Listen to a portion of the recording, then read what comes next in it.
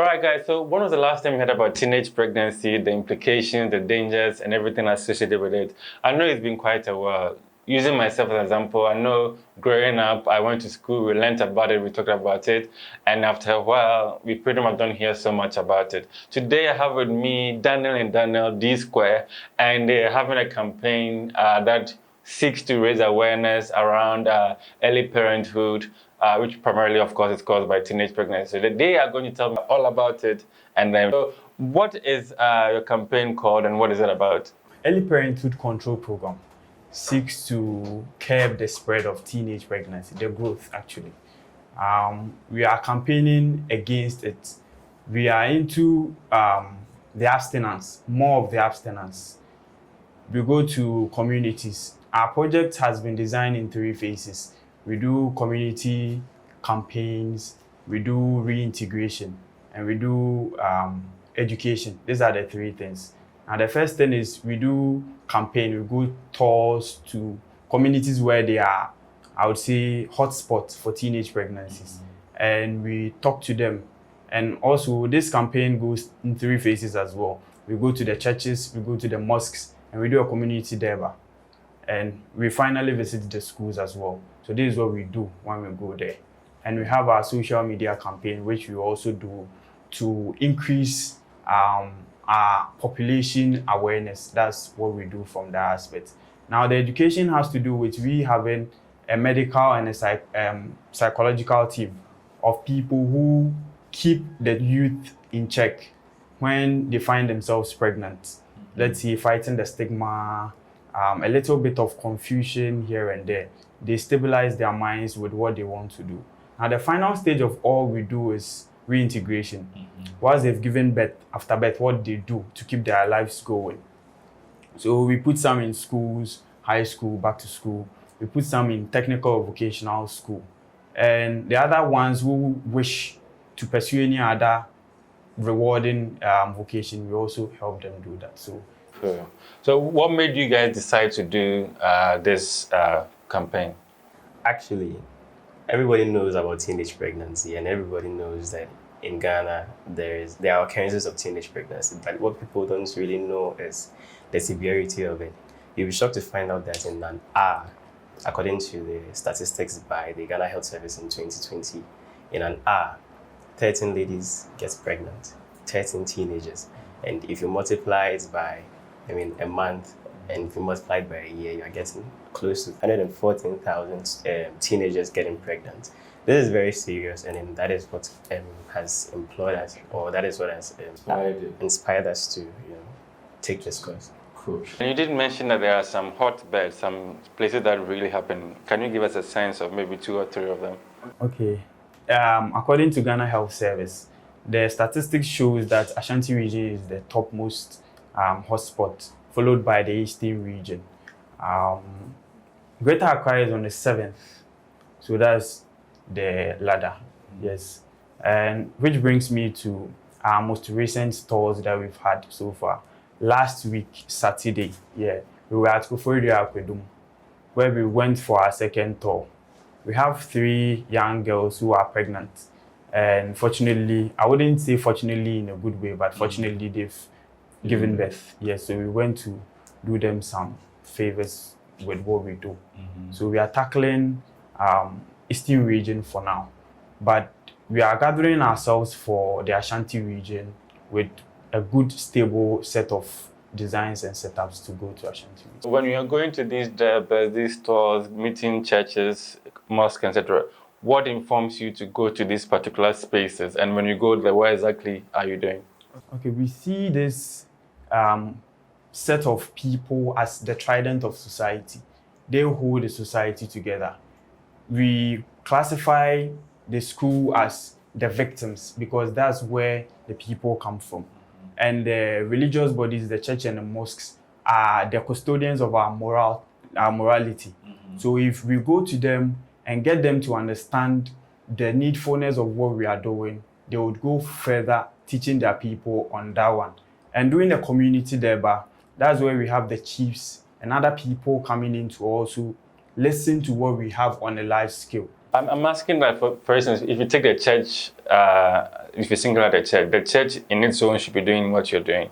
They should be doing some sort of education and creating some sort of awareness. So if they are unable to do it and that system is broken, why then do they come back in? We see them to be pieces of puzzles being put together. And if you consider them not essential, it makes our work also not accurate. Because they have, let's take for instance, every individual, being a Muslim or a Christian, have someone they look up to in religion. And therefore, if this person is being told of the effect of teenage pregnancy, the person might be a good magnet to inform them of the abstinence or something that would guide them away from it. So they also play a key role in what we are doing. They might not necessarily pick up the mantle to do it, but at least our effort will also challenge them to do more with us. What have been some of the most touching instances that you've come across since you started? Well, there are a number of factors that lead to the teenagers themselves getting pregnant. And that's what formed the whole story. You realize that there are some people who, due to broken homes or let's say poverty, they are unable to fend for themselves, and then as a way of fending for themselves, they give themselves out to guys who would take advantage of them and then give them the money they want or what they want. You'll be I think in our research, we realize that in some places, especially the fishing communities, people actually give themselves, ladies, they give themselves out for fish to sell in order to get money to take care of themselves or to pay their fees or anything. These are some of the stories you come across. There are people whose parents actually encourage them to indulge in sexually related activities with other people who promise to give them support. And these ladies, because they do not have any other option than they don't have any other option, so they tend to listen to their parents, give themselves out, and then, get pregnant. Muto is saying, well, it's like break the cycle, treat her right. Why did you choose something like that? Breaking the cycle. We believe that teenage pregnancy, the occurrence of teenage pregnancy itself is a cycle. Let's take this for instance. A man and a woman, a boy and a girl decide to have an intimate affair. They give birth, but they are not mature enough to take care of their baby. Their baby grows up in a not so convenient or not so good environment. That child also grows up, doesn't have so much support to do something better or meaningful for himself. He decides to also, because of lack of parental care or that kind of supervision, he decides to also indulge in teenage pregnancy. He also gives birth. Gradually, we are building some kind of streetism or a phenomenon of streetism. Sure. Now, because let's say I'm the parent of the teenager who just gave birth, I gave birth to him out of teenage pregnancy.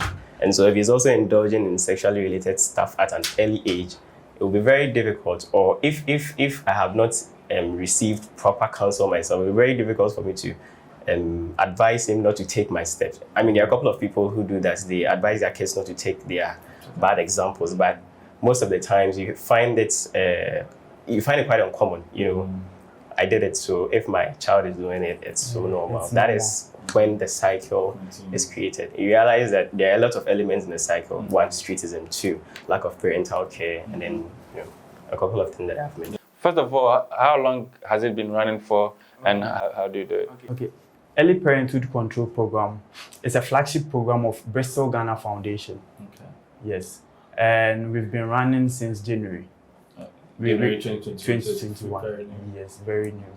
And coming to the funding, I do all the funding actually. It's a little bit heavy on me. So it's one way of appealing to the masses to see how good the campaign is, to also rally behind us and make this a worthy cause. Yes. If somebody wants to come on board, are there structures that will support that, and how do they reach out to you? Okay, we have our structures, as in we have our bank accounts, we have our Momo number, and we have everything that at least they could mandate, they can needfully pass through to get to us. We are on social media. Our social media handles are EPC_program on all social media platforms. Yes, and with the funding, we are hoping to get corporate bodies, philanthropists, people who believe in what we are doing as it matters to society. Because taking it as an example, as Derek earlier stated, if an hour we have 13 teenagers getting pregnant, multiply it by 365 days in a year. There's no holiday, that's the thing. As far as the hour clicks, 13 is up. So as we are speaking, 13 is in the making. You get it? So it's that severe. I don't want to see my sister in that situation, let alone talk about the stigma. Let me share an example with you. We have a young girl called Mariam. She is one of the girls we are helping as a current. She decided not to go back to school again. You know, one of the motives that EPC took in consideration to go into this program is that if we used parents or adults to front our project, it would be like a parent acting as I know more than you do, giving orders. But as of now, we approach them as peers, getting to understand the kind of feeling and the emotions they bear. So it makes it easier communicating with us than parents. She opened up to tell me that she's not going back to school because even when she is pregnant as present, the situation is no worse. The friends at school ridicule her and all those stuff. So she's not going back. But as I explained to her the opportunities she can get after the birth, she reconsidered her decision. But she had already told her parents she's not going back to school. That's why also the reintegration is important, because after childbirth, even the issues around stigmatization, going back to school, how your peers will look at you, the psychological drain on you, all of that exists. So there you have it. If you want to support them, you find them out on social media. Of course, we are writing on the screen, so it's easy for you to have access to them. Congratulations and all the best in everything you're doing, Derek and Derek. And we hope that you do get the support that you need.